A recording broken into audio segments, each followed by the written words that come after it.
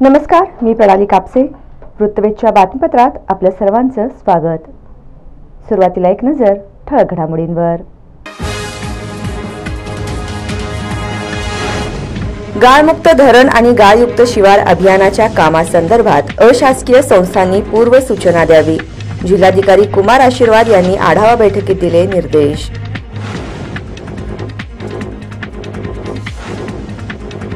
महापालिका हद्दवाढ कर्मचाऱ्यांच्या प्रकरणात सर्वोच्च न्यायालयाने दिला नवा आदेश.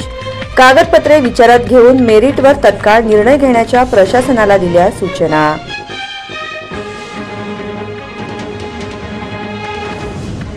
माजी नगरसेवक देवेंद्र कोठेंच्या विरोधात झाला गुन्हा दाखल. लोकसभा निवडणुकीच्या प्रचारात धार्मिक भावना दुखावणारे केले होते विधान.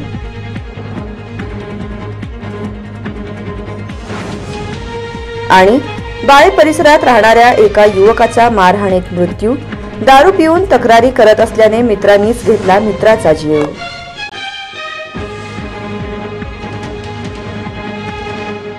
गाळमुक्त धरण आणि गाळयुक्त शिवार अभियानांतर्गत शासकीय यंत्रणेला पूर्व सूचना दिल्याशिवाय अशासकीय संस्थांनी कामे सुरू करू नयेत, अशा सूचना जिल्हाधिकारी कुमार आशीर्वाद यांनी आढावा बैठकीत दिल्या आहेत. सोलापूर जिल्ह्यात गाळमुक्त धरण गाळयुक्त शिवार अभियानांतर्गत कामे मोठ्या प्रमाणावर सुरू आहेत. या अंतर्गत जिल्ह्यातील 252 कामांना प्रशासकीय मान्यता दिलेली आहे. यासाठी नियुक्त करण्यात आलेल्या अशासकीय संस्थांकडून कामे सुरू आहेत. परंतु काही अशासकीय संस्था संबंधित शासकीय यंत्रणेला कोणतीही पूर्वसूचना न देता कामे सुरू करत आहेत. ही बाब अत्यंत चुकीची असून अशासकीय संस्थांनी यापुढील कामे कोणतीही पूर्वसूचना न देता सुरू करू नयेत, अन्यथा अशा संस्थांना काळ्या यादीत टाकले जाईल, याची नोंद घ्यावी, असे निर्देश जिल्हाधिकारी कुमार आशीर्वाद यांनी दिले. नियोजन समितीच्या सभागृहात आयोजित गाळमुक्त धरण गाळयुक्त शिवार अभियान आढावा बैठकीत जिल्हाधिकारी आशीर्वाद मार्गदर्शन करत होते.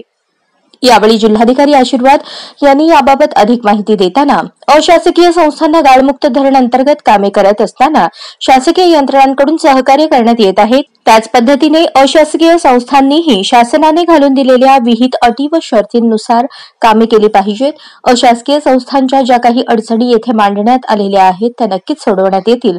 परंतु या संस्थांनी गाळ काढण्याचे कोणतेही काम सुरू करत असताना संबंधित शासकीय यंत्रणेला पूर्वकल्पना द्यावी, तसेच काम पूर्ण झाल्यानंतरही त्याविषयी सविस्तर माहिती द्यावी, असे निर्देश दिले. प्रारंभी जिल्हा जलसंधारण अधिकारी दामा यांनी जिल्ह्यात गाळमुक्त धरण व गाळयुक्त शिवार अभियानांतर्गत 252 कामांमधून 81 कामे पूर्ण झालेली आहेत.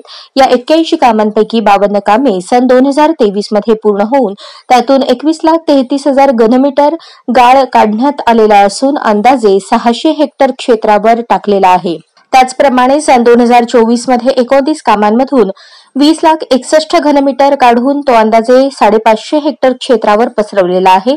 यातून जवळपास 1,600 शेतकऱ्यांना लाभ झालेला असून एकूण 0.148 टीएमसी पाणी साठवण क्षमता निर्माण झालेली आहे, अशी माहिती त्यांनी दिली.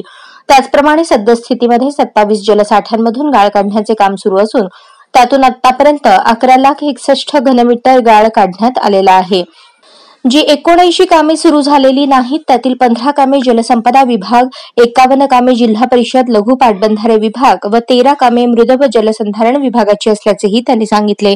यावेळी जिल्हा जलसंधारण अधिकारी दयासागर दामा, प्रांताधिकारी विठ्ठल उदमले, प्रांताधिकारी सदाशिव पडदुने, जिल्हा अधीक्षक कृषी अधिकारी दत्तात्रय गावसाने, वरिष्ठ भूवैज्ञानिक शेख यांच्यासह सर्व समिती सदस्य व अशासकीय संस्थांचे प्रतिनिधी उपस्थित होते.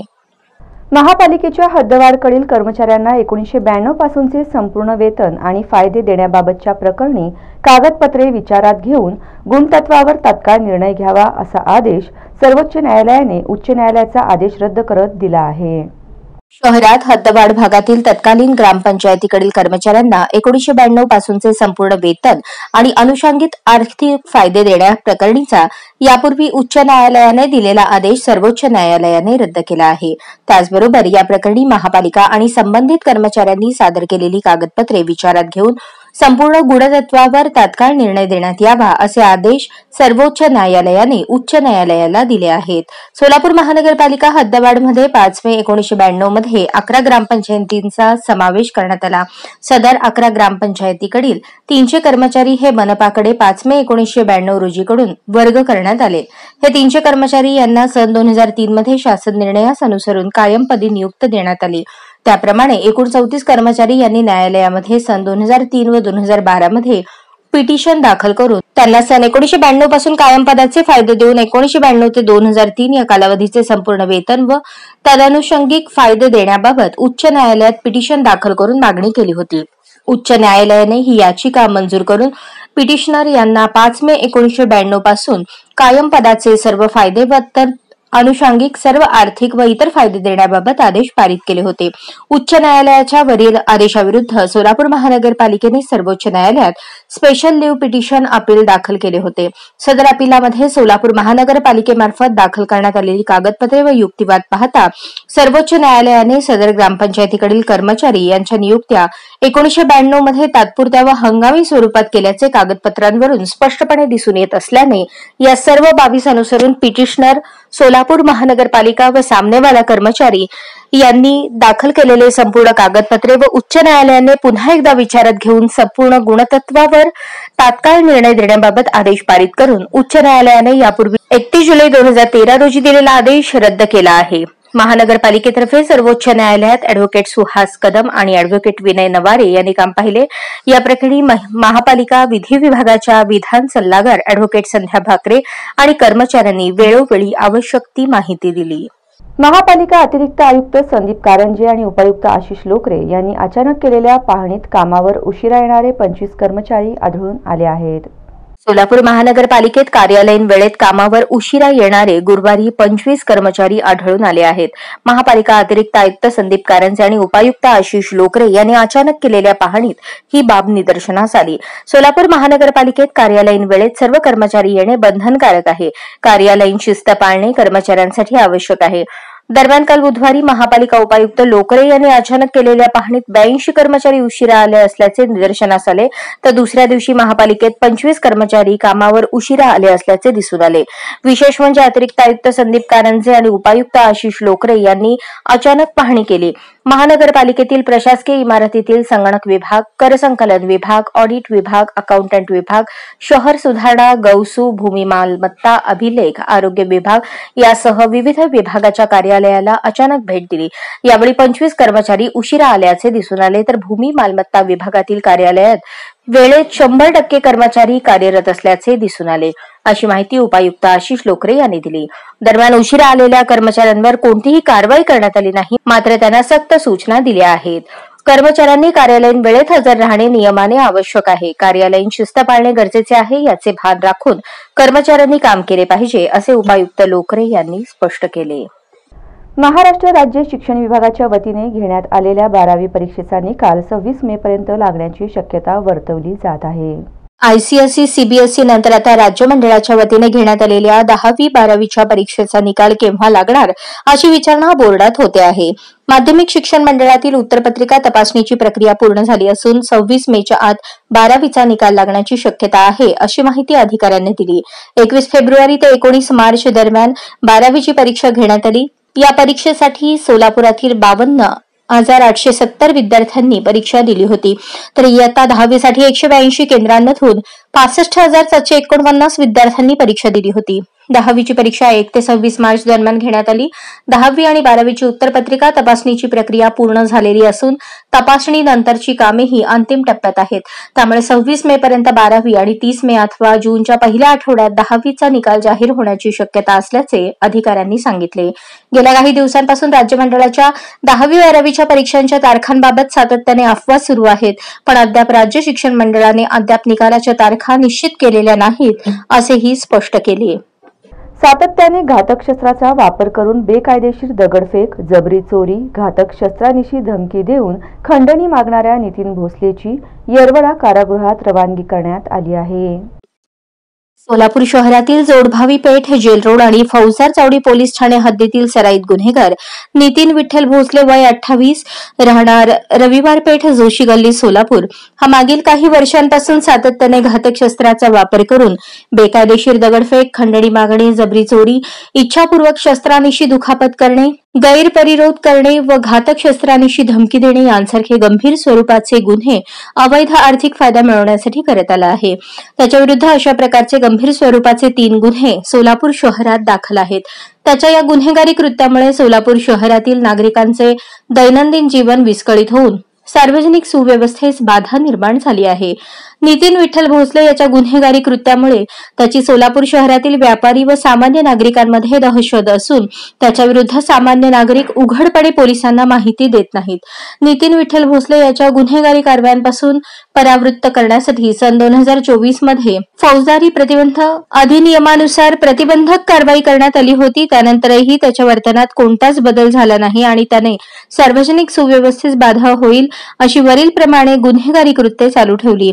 त्यामुळे त्याच्या गुन्हेगारी कृत्यास वेळीच प्रतिबंध करण्यासाठी एम राजकुमार पोलीस आयुक्त सोलापूर शहर यांनी 16 मे 2024 रोजी त्याच्या विरुद्ध एमपीडीए अधिनियम 1981 चे कलम 3 अन्वये स्थानबद्धतेचे आदेश निर्गमित करून स्थानबद्ध आदेशाची बजावणी करून येरवडा कारागृह पुणे येथे दाखल करण्यात आले आहे. धार्मिक भावना दुखावणारे विधान केल्याप्रकरणी भाजपचे युवा नेते तथा माजी नगरसेवक देवेंद्र कोठे यांच्या विरोधात गुन्हा दाखल करण्यात आला आहे. भाजप मित्रपक्षाचे लोकसभा उमेदवार आमदार राम सातपुते यांच्यासाठी सोलापुरातील कर्णिक नगरच्या लिंगराज वल्लाळ मैदानावर उत्तर प्रदेशचे मुख्यमंत्री योगी आदित्यनाथ यांच्या सभेचे आयोजन करण्यात आले होते. त्या सभेत भाजप युवा नेते देवेंद्र कोठे यांचे भाषण झाले होते.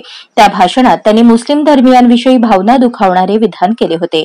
माजी नगरसेवक देवेंद्र कोठे यांच्या विरोधात मुश्ताक मेहबूब शेख यांनी जेल रोड पोलीस ठाण्यात तक्रार दिली होती. 1 मे रोजी घडलेल्या गुन्ह्याप्रकरणी देवेंद्र कोठे यांच्यावर 17 मे रोजी गुन्हा दाखल झाला आहे. सोलापूर लोकसभा मतदारसंघात भाजपकडून आमदार राम सातपुते तर काँग्रेसकडून आमदार प्रणिती शिंदे या निवडणुकीच्या रिंगणात उतरल्या होत्या. प्रचारादरम्यान दोन्ही बाजूने आरोप प्रत्यारोपांचा धुरळा उडाला होता. या प्रचाराच्या दरम्यानच देवेंद्र कोठे यांनी हे धार्मिक भावना दुखावणारे विधान केले होते. या प्रकरणी त्यांच्यावर भारतीय दंडविधान संहिता कलम 295 अ प्रमाणे गुन्हा दाखल झाला आहे. बाळे परिसरात राहणाऱ्या एका युवकाचा मृत्यू झाल्याची घटना घडली आहे. सदरच्या मृत्यूचे कारण अद्याप गुलदस्त्यात असल्याने खून का नैसर्गिक मृत्यू चर्चेला उधाण आले आहे.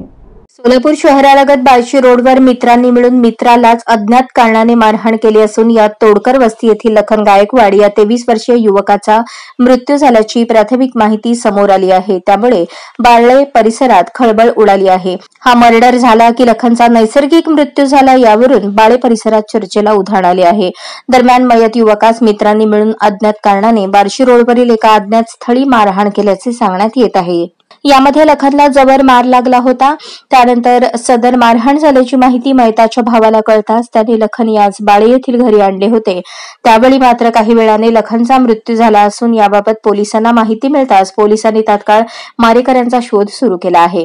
मृतदेह शवविच्छेदनासाठी शासकीय रुग्णालयात नेण्यात आला असून सध्या अज्ञात मारेकरी फरार आहेत. रात्री उशिरापर्यंत पोलीस ठाण्यात गुन्हा दाखल करण्याचे काम सुरू होते. आस्था भावार्थ रामायण रामभक्त समूहाची अयोध्या वारी मोठ्या उत्साहात संपन्न झाली. आस्था भावार्थ रामायण रामभक्त समूहातील 150 रामभक्तांनी श्रीरामलल्लांचे दर्शन घेतले. पवित्र अशा शरयूचे स्नान करत सर्व रामभक्तांनी रामलल्लांचे दर्शन घेऊन अयोध्या येथे मुक्कामी थांबत 14 मे रोजी रात्री लक्ष्मण शक्ती सोहळा संपन्न केला. या कार्यक्रमात अनेक भाविकांनी सेवा बजावली. कार्यक्रमासाठी वैजनाथ गुट्टे, प्रशांत यादव, श्रीहरी लावंड, परमेश्वर जगताप, नारद सुतार, योगीराज बदने, अशोक साप्ते यांच्यासह बहुसंख्य रामभक्त भाविकांनी परिश्रम घेतले. महाराष्ट्रातून प्रथमच रामभक्तांनी अयोध्या येथे प्रत्यक्ष जाऊन श्री संत एकनाथ महाराज लिखित भावार्थ रामायण शक्ती सोहळा संपन्न केला. यामध्ये युद्धकांडातील 43 ते 49 अध्यायाचे वाचन व निरूपण केले. सायंकाळी 5 वाजता सुरू झालेला हा कार्यक्रम सकाळी 6 वाजता संपला. यावेळी बहुसंख्य वाचक व सूचकांनी सेवा बजावली. अयोध्या धाम येथे श्री लक्ष्मण शक्ती मुक्ती सोहळा केल्याने या सर्व रामभक्तांचे गाव परिसरातून कौतुक केले जात आहे. पत्रकारितेसोबत प्रवचनाच्या माध्यमातून समाज प्रबोधनाचे कार्य दिनेश सलगरे यांनी अध्यात्माच्या मार्गावर पहिले पाऊल टाकले आहे. तुळजापूर तालुक्यातील मौजे इटकळ येथील ग्रामीण पत्रकार संघाचे अध्यक्ष दिनेश सलगरे यांनी सकारात्मक पत्रकारितेसोबतच प्रवचन सेवेस सुरुवात केली. उमरगा चिवरी येथील अखंड हरिनाम सप्ताहात पहिली प्रवचन सेवा बजावून पत्रकारितेसोबत अध्यात्माबद्दल समाज प्रबोधनात पहिले पाऊल टाकले आहे.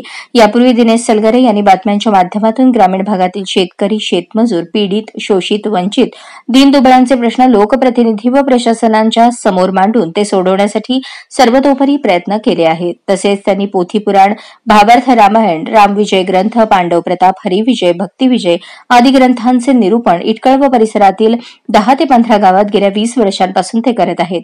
कालच त्यांनी पहिल्या प्रथम प्रवचनास सुरुवात केली असून अतिशय सुंदर व सुटसुटीत मांडणी केल्याने वारकरी संप्रदायातून त्यांच्यावर अभिनंदनाचा वर्षाव केला जात आहे.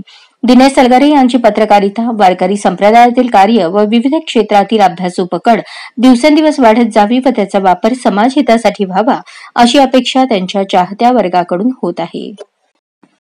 काय मागितलं भगवंताकडे? माणसाला कसं जगावं, कशा पद्धतीने राहावं आणि त्या ईश्वराला प्राप्त करण्यासाठी काय करावं लागतं, त्या भगवंतापर्यंत पोहोचण्यासाठी काय या ठिकाणी आपण वागलं पाहिजे, केलं पाहिजे, हा सिद्धांत या ठिकाणी 450 अभंगामधून तुकोबारायांनी या ठिकाणी मांडलेला आहे. म्हणून कसलाही या ठिकाणी मोठेपणा जो का या ठिकाणी तुकोबारायाची जन्म होता त्यांनी सर्व या ठिकाणी विसरून टाकलेला होता आणि भगवत भक्तीमध्ये पांडुरंग चरणी या ठिकाणी त्यांनी लीन झालेले होते. आपल्या अंगामध्ये या ठिकाणी जर मोठेपणा असेल तर सोडून आपल्याला सेवा करावी तर या ठिकाणी सफल होतं. प्रभू रामचंद्राची सेवा करावं महादेवाला रात्रंदिवस पाठवत होते, पण तेही महादेव होते.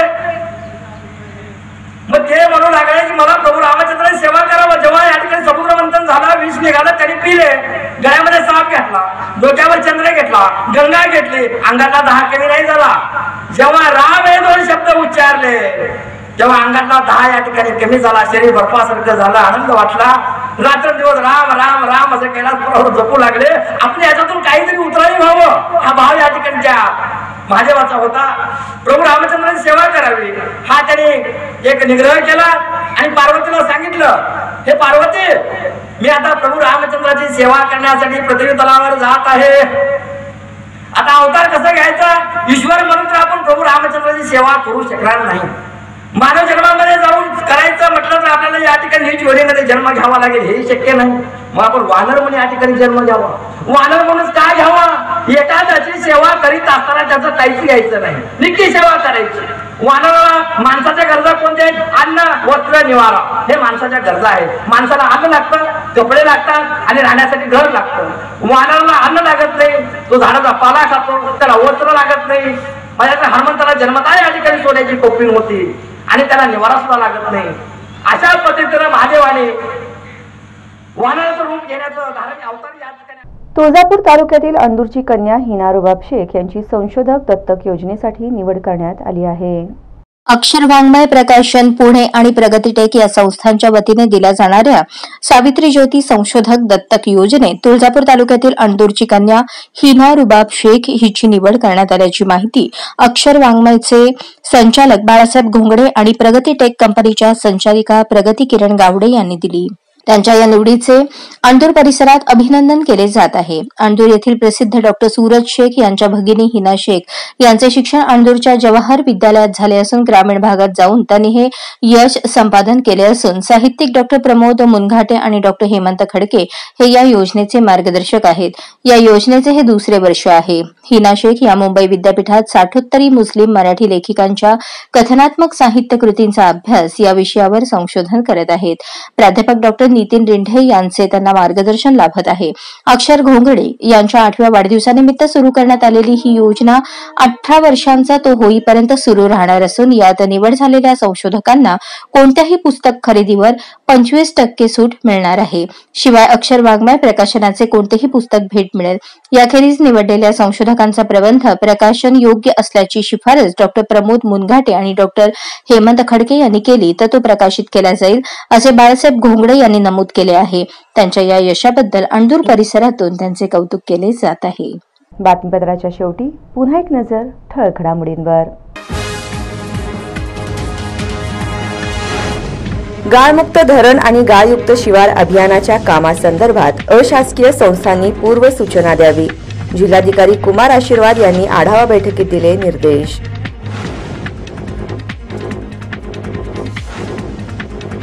महापालिका हद्दवाढ कर्मचाऱ्यांच्या प्रकरणात सर्वोच्च न्यायालयाने दिला नवा आदेश.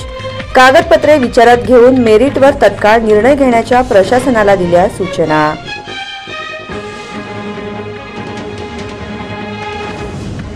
माजी नगरसेवक देवेंद्र कोठेंच्या विरोधात झाला गुन्हा दाखल. लोकसभा निवडणुकीच्या प्रचारात धार्मिक भावना दुखावणारे केले होते विधान.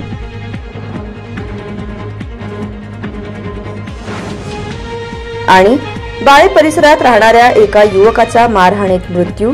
दारू पिऊन तक्रारी करत असल्याने मित्रांनीच घेतला मित्राचा जीव.